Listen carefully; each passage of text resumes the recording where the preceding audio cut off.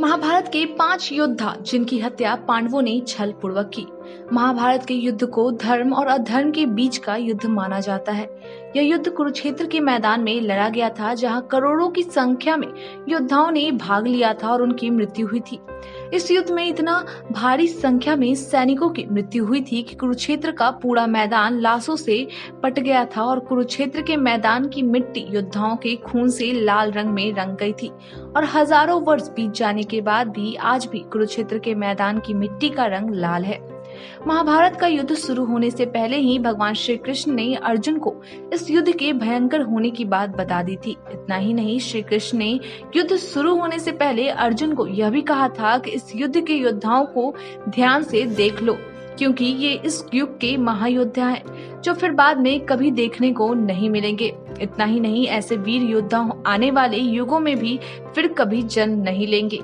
श्री कृष्ण की यह बातें ही इस बात का संकेत था कि यह युद्ध कितना भयंकर होने वाला था। यह युद्ध कौरवों और पांडवों के बीच हुआ था, जिनमें कौरवों को अधर्म का और पांडवों को धर्म का प्रतीक माना जा सकता है। धर्म का अधर्म के साथ हुए इस युद्ध में धर्म की जीत के लिए पांडवों की जीत होना जरूरी थी, किंतु कौरवों के पक्ष में कई ऐसे योद्धा थे जो धर्म को जानते थे, परंतु किसी न किसी कारणवश उन्हें कौरवों के पक्ष में खड़ा होना पड़ा था।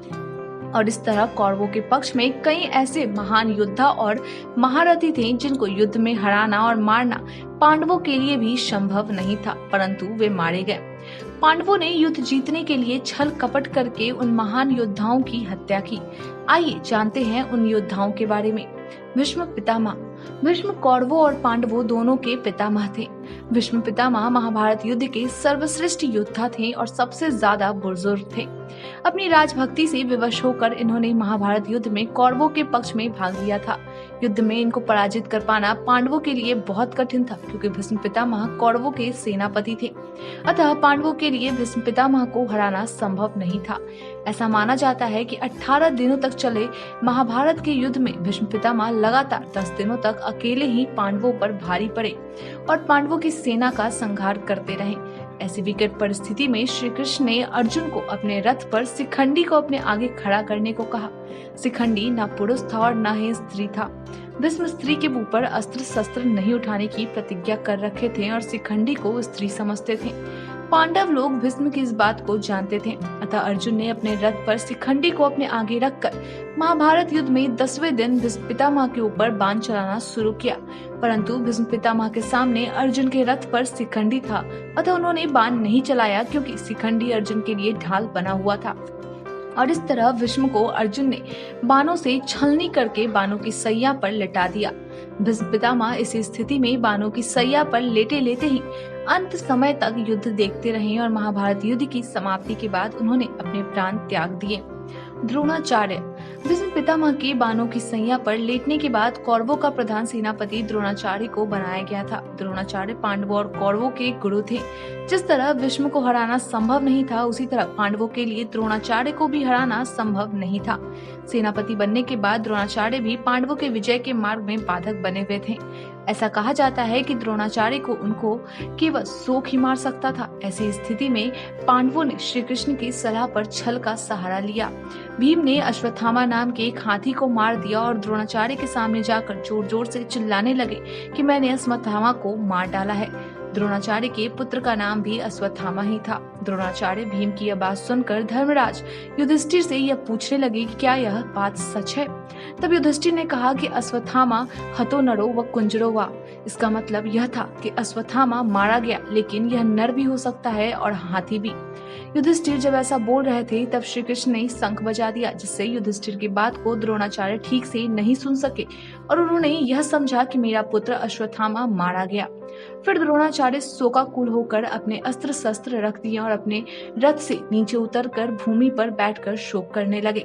इस मौके का लाभ उठाकर द्रौपदी का भाई धृष्टद्युम्न ने तलवार से द्रोणाचार्य का सिर धड़ से अलग कर दिया। जयद्रथ। दुर्योधन का जीजा जयद्रथ का द्रौपदी के द्वारा अपमान का बदला लेने के लिए कौरवों ने अर्जुन के पुत्र अभिमन्यु का वध किया था। अभिमन्यु के वध से क्रोधित होकर अर्जुन ने जयद्रथ का वध करने की प्रतिज्ञा की थी और कहा था कि अगर मैं कल शाम तक जयद्रथ का वध नहीं कर पाया तो मैं आत्मदाह कर लूंगा। अर्जुन की ऐसी प्रतिज्ञा को जानकर पांडवों की पूरी सेना जयद्रथ में सुरक्षा में लगी थी। शाम होने को थी और अर्जुन के लिए जयद्रथ को मारना कठिन होता जा रहा था। तब श्री कृष्ण ने अपने योग बल से सूर्य को छुपा दिया, जिसके कारण युद्ध के मैदान में बिल्कुल अंधेरा छा गया। सभी ने समझा कि सूर्यास्त हो चुका है। अर्जुन ने सूर्यास्त होने तक जयद्रथ का वध नहीं कर पाने पर प्रतिज्ञा की थी कि मैं आत्मदाह कर लूंगा। जब श्री कृष्ण के योग बल से अंधेरा हो गया था तो यह देखकर जयद्रथ और कौरवों ने समझा कि शाम हो चुकी है और खुशी में जयद्रथ खुद ही अर्जुन के सामने आ गया। जयद्रथ के सामने आते ही श्री कृष्ण ने अर्जुन को कहा कि अभी सूर्यास्त नहीं हुआ है, अपना धनुष बाण उठाकर जयद्रथ का वध करो। श्री कृष्ण के ऐसा कहते ही उनकी माया से आसमान में सूर्य भगवान पुनः प्रकट हो गए। ऐसे में अर्जुन ने बिना समय गवाए तुरंत जयद्रथ का वध कर डाला। कर्ण अर्जुन के लिए अंगराज कर्ण को युद्ध में सीधे सीधे हराना बेहद कठिन था। तब एक श्राप के कारण जब युद्ध करते करते उस अवधि में एक बार कर्ण के रथ का पहिया जमीन में धंस गया और कर्ण रथ से नीचे उतरकर अपने रथ का पहिया निकालने लगा। तब श्री कृष्ण ने अर्जुन को यह कहा कि सिर्फ यही वक्त है जब तुम कर्ण का वध कर सकते हो। अर्जुन ने जब ऐसा करने से इनकार करने लगा तब श्री कृष्ण ने उससे कहा कि कर्ण को बिना छल किए मारना संभव नहीं है। श्री कृष्ण के ऐसा कहने पर अर्जुन ने अंगराज कर्ण पर बाण चला दिया, जिससे उसकी मृत्यु हो गई।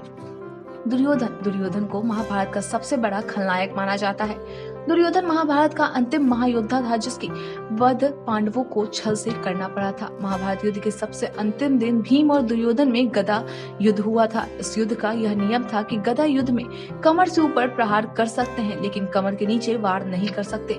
दुर्योधन के शरीर का ऊपरी भाग को गांधारी ने अपनी दृष्टि से वज्र जैसा मजबूत बना दिया था।